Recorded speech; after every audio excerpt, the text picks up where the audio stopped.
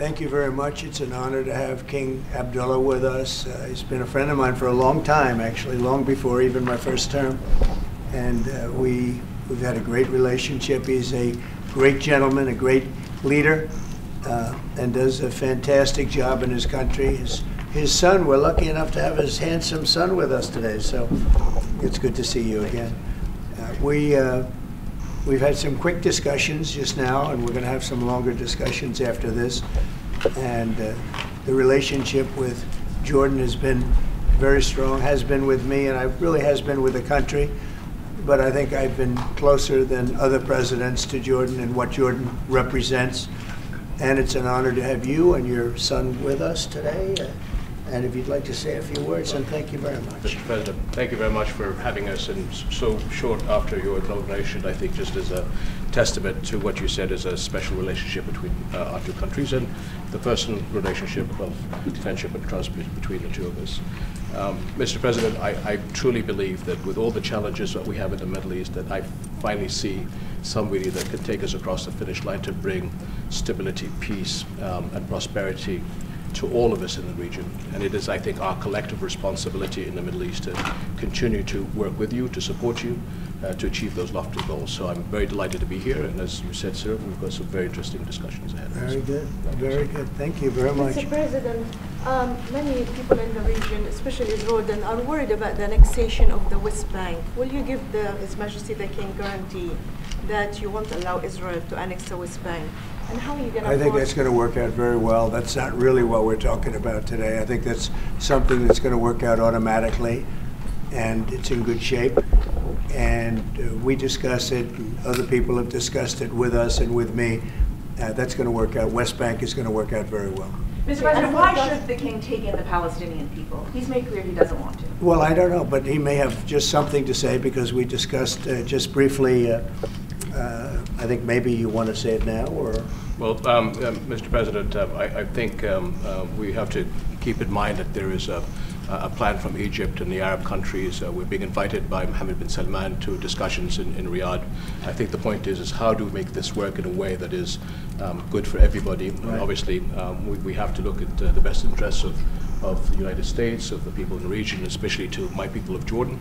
And we're going to have some interesting discussions today. I think one of the things that we can do right away is take 2,000 children that are either cancer children or in a very ill state to Jordan as quickly as possible, and then wait for, I think, the Egyptians to present their plan on how we can work with the president to work on Gaza challenges. So I want to tell you that, excuse me, wait, just please. I didn't know that, what you just said, 2,000 children with cancer or other problems, and that's really a beautiful gesture. That's really good, and we appreciate it. And we'll be working on the rest with Egypt. I think you're going to see some great progress. I think with Jordan, you're going to see some great progress. 3 of us, and we'll have some others helping, and we're going to have some others at a very high level helping, and the whole thing will come. It's not a complex thing to do. And with the United States being in control of that piece of land, a fairly large piece of land, you're going to have stability in the Middle East for the first time. And the Palestinians, or the people that live now in Gaza, will be living beautifully in another location. They're going to be living safely. They're not going to be killed, murdered, and having to leave every 10 years, because I've been watching this for so many years. It's nothing but trouble. Everyone's being killed. They're being robbed. It's like living in hell. And they're going to end up having a great home, great families that don't have to get mugged and killed and beaten up and harassed by Hamas and everybody else. And I know we'll be able to work something. And what you just said about the 2,000 is fantastic. It's so beautiful. It's music to my ears. But we're going to be able to work something, and I know we'll be able to work something also with I believe, not 100%, but 99%. We're going to work out something with Egypt. But Mr. President, during your election campaign, how is the U.S. going to own Gaza? Your White House has made clear taxpayer dollars won't be used for this. So no, what money are you going to use to buy Gaza? We're not going to buy anything. We're going to have it, and we're going to keep it, and we're going to make sure that there's going to be peace and there's not going to be any problem, and nobody's going to question it. And we're going to run it very properly, and eventually we'll have economic development at a very large scale, maybe the largest scale on that site. And we'll have lots of good things built there, including hotels and office buildings and housing and other things. And we'll make that site into what it should be. And the people from Gaza who wouldn't be able to be there for years, because you're talking about just to get it and prepare it and to take care of all of the problems that currently it has, as you know, tunnels, and people are in those tunnels, and you have some good people and some bad people, and you may have hostages right now. You know, you have the hostages possibly there. They don't know where they are. And you know, I have a Saturday deadline, and I don't think they're going to make the deadline personally. I think they want to play tough guy, but we'll see how tough they are. But it's going to be a wonderful thing. It's going to be wonderful for the Middle East. I think it'll turn the Middle East. I think you're going to have peace in the Middle East. You're going to eventually have peace in the Middle East. Couldn't this deadline risk undermining the talks that you're having with the king today, and risk the kind of wider peace that you're trying to? Because that's not. We're not talking about a big situation. We're talking about something that can go very quickly. We're talking about it's going to go quickly. It's not going to take a long time. Okay. That's not going to take a long time. You know bullies? You know what a bully is, right? You know the bully, I've always, and I found it throughout my life, a bully is the weakest person. And they're bullies. Hamas is bullies. The weakest people are bullies. You know that, right? All right, go ahead. Mr. President, you were saying that Palestinians will live somewhere else safe. Where exactly do you want them to live? Well, it's not where I want them to live. It's going to be where we ultimately choose as a group. And I believe we'll have a parcel of land in Jordan. I believe we'll have a parcel of land in Egypt. We may have someplace else, but I think when we finish our talks, we'll have a place where they're going to live very happily and very safely. And, you know, don't forget, they only want to be on the Gaza Strip because they don't know anything else. They've never had an alternative. And they don't want to be on the Gaza Strip, but they have no choice. They have to be. And they're being killed there at levels that nobody's ever seen. No place in the world is like as dangerous as the Gaza Strip. They don't want to be there. They have no alternative. When they have an alternative, not one person will want to stay where they are. Nobody wants to stay there. They're living in hell. It's a death trap. Mr. President, how do you know that the Palestinians don't want to leave their land? Some people say this is ethnic cleansing. You won't be able to force them to leave their land.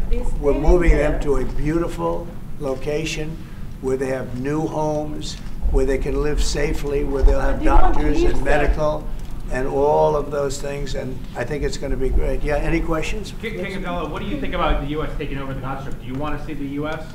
own the Gaza Strip?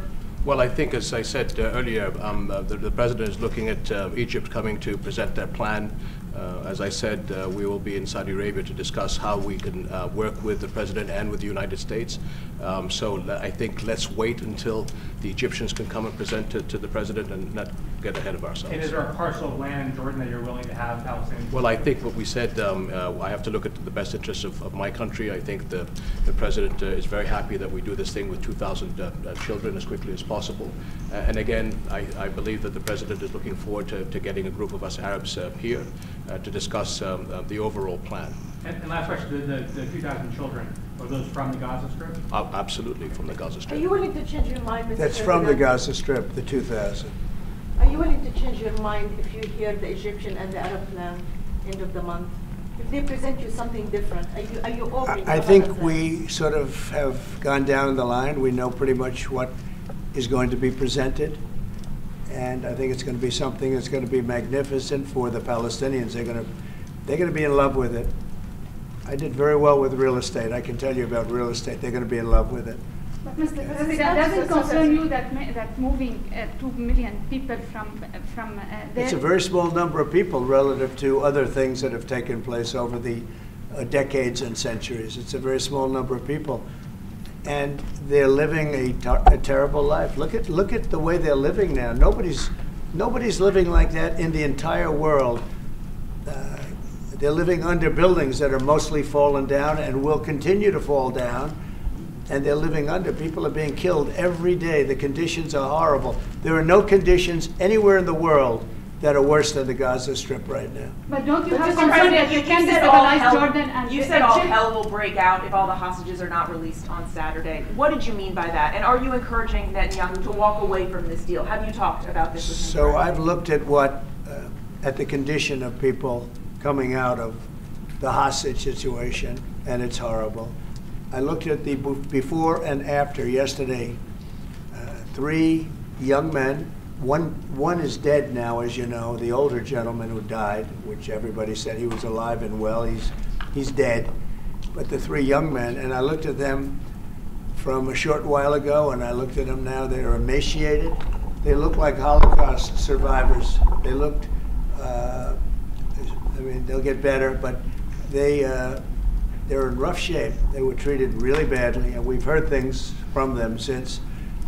And I think the reason that Hamas is playing so cute is because they saw the reaction to these 3 people that came out, and the other ones. Look, the one young lady had her hand blown off practically, and they were not in great shape either. But she's missing her fingers and a big part of her hand.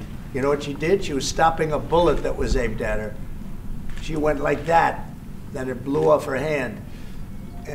Now, I think I think they want time, because I think the people that they have living are in such bad shape, because they're sending the most healthy people out because they don't want to send the least healthy people out.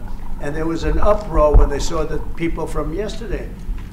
So these people are, so I don't want to do 2 and then we do another 2 in another week and then we do 4 in 3 weeks. No.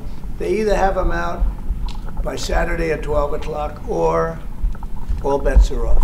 Mr. President, Mr. President, would you still consider withholding aid to those countries if they don't accept your plans to accept? Well, I don't want to say that, because we've had such a good relationship and we're doing so well just in the short time that we've been talking.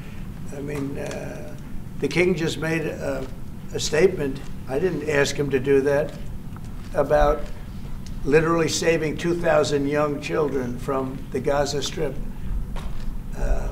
We didn't know about that. You didn't know about that. Nobody did, except for the king and his son. I assume you told your son, right?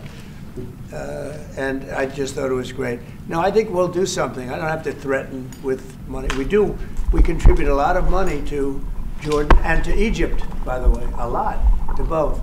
But I don't have to threaten that. I think we're above that. I do believe we're above that. So.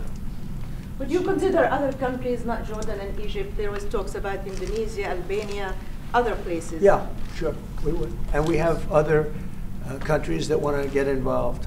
We have a lot of people that want to get involved. There's a great sense of wanting to help the Palestinians.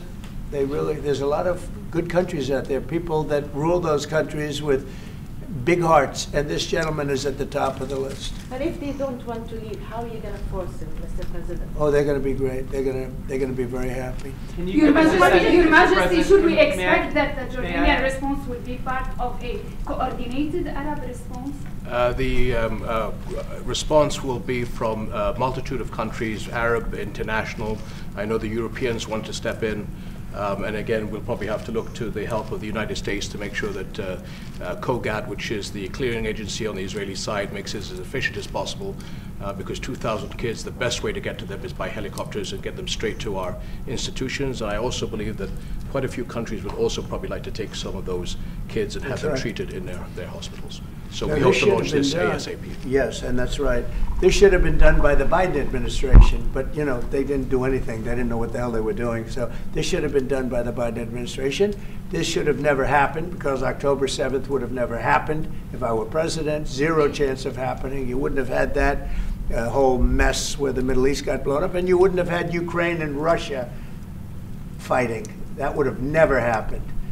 And by the way, we're making good progress there, I think. I really think we're making some very good progress. Mr. President, you said before that the U.S. would buy Gaza, and today you just said we're not going to buy Gaza. We're not going to have to buy. We're going to have Gaza. We don't have to buy. There's nothing to buy.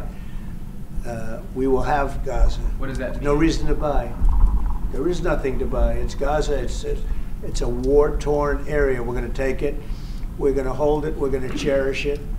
We're going to get it going eventually where a lot of jobs are going to be created for the people in the Middle East. It's going to be for the people in the Middle East, but I think it could be a diamond. It could be an absolute tremendous asset for the Middle East. And you're going to have peace. It's going to bring peace in the Middle East. Gaza, the way it is right now, every 10 years you're going to have the same thing happening. I've watched it so long, all the death and destruction of Gaza. The civilization's been wiped out in Gaza. No, it's going to be a tremendous thing. It's fronting on the sea. It's going to be a great economic development job. It's going to put people to work, a lot of people to work. And those people are all going to be from the Middle East. And just to follow up with one on that for King Abdullah, can you clarify again, sir, how do you feel about the U.S. taking Gaza, as the president said? Well, again, this is something that we, as Arabs, will be coming to the United States with something that we're going to talk about later to discuss all these options. And Mr. President, take it under what authority? It is sovereign territory. Under the U.S. authority. And Mr. President, would you seek to personally develop property in Gaza after this? No. I've had a great career in real estate. Mr. I President, don't, you know, when you've done what I've done in the last number of years, including the 4 years that we should have been doing something else, frankly, because people see that now for sure. But when you've done what I've done, you can just do more good for people when you're president. When you're president, we can do things. This is all things that should have been done, but actually things that shouldn't have had to be done. Gaza, absolutely, it would have been so great if the Biden administration would have started this. But actually, in all fairness to them, they should have never let it happen. It did happen, and because of the fact that they let this happen, this catastrophe of October 7th, something like this becomes practical and very real, meaning the development and all of the things that I've talked about with respect to the Gaza Strip. If you didn't have the October 7th catastrophe, and it was a horrible catastrophe, then probably you wouldn't be talking about that. But the only thing I can say is this is going to bring stability and peace to the Middle East. And ultimately, when it's developed, which will be in quite a while from now, because we want to let things calm down. But when it's developed, it's going to bring tremendous numbers of jobs to the Middle East, including the people of your country. What if it does not bring peace to the Middle East? There are many Palestinians, even though you say that everything is going to be beautiful, everything is going to be lovely, they're not going to want to go back. There are going to be people who want to go back and feel like that it is their right to do that. You haven't said, will there be any type of repercussions or anything that happens? We don't think that's going to happen. We think we think people are going to be very happy, thrilled. A lot of those people that you're talking about are going to end up maybe living there and maybe working there, but it'll be in a different form.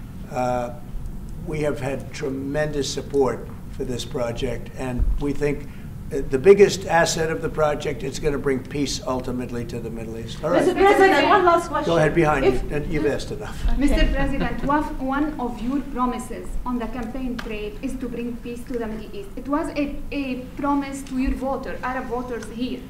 The Arab voters in the United States oppose this. What do you say to them? Well, you know, if you look at Michigan, where we have a large Arab population, as you know, I was just telling the King that we won. As you know, I won the Arab population. Now, when I started off, I wasn't leading, and when I finished, a few months later, we started campaigning in Michigan. And when I finished, we won it by a tremendous amount, by 30 points. So my relationship with the Arab population has been fantastic, and my relationship with the Middle East is very good with all the countries, just about all the countries. Let's see, I would say all the countries. And they all want to do something, and they want to see peace in the Middle East. All the stories you hear about the Middle East not really wanting peace, that they want war, they want this, they want to go a certain place. Let me tell you, those stories are false. They want to have peace. I know them all very well. They want to have peace. They want to have a good life like other people. And this will be a big factor in bringing peace to the Middle East. Thank you very much, everybody. All right, guys. Thank you, guys. Let's go, press.